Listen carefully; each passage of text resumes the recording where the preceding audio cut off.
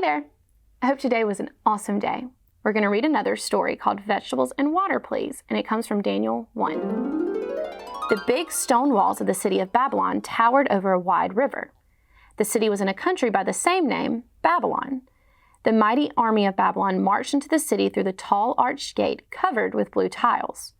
With the army came Daniel and his 3 friends and the other young men. They were God's people who were being moved to this new city far away from home.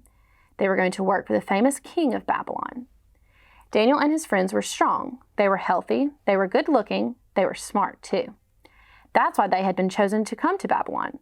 The king of Babylon wanted all these young men to learn all about his country. Then the king would choose the best young men to serve him in the beautiful royal palace. While the young men were learning about Babylon, the king treated them as special guests.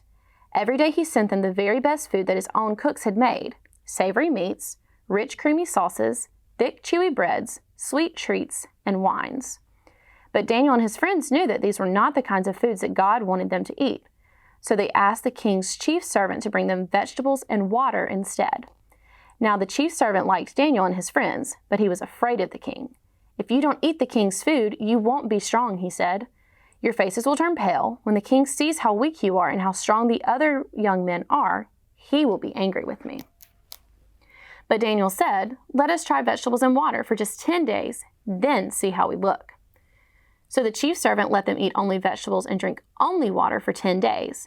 At the end of the 10 days, he was surprised. Daniel and his friends looked stronger and healthier than all the other young men. So he brought them vegetables and water for all of their meals. God made Daniel and his 3 friends very wise. They easily learned language and science. They knew all the writings in the best books of the kingdom. And when their 3 years of learning were over, the king decided that Daniel and his 3 friends were the wisest of all the young men. So he chose them to work with him at his beautiful royal palace. The end, and sleep tight.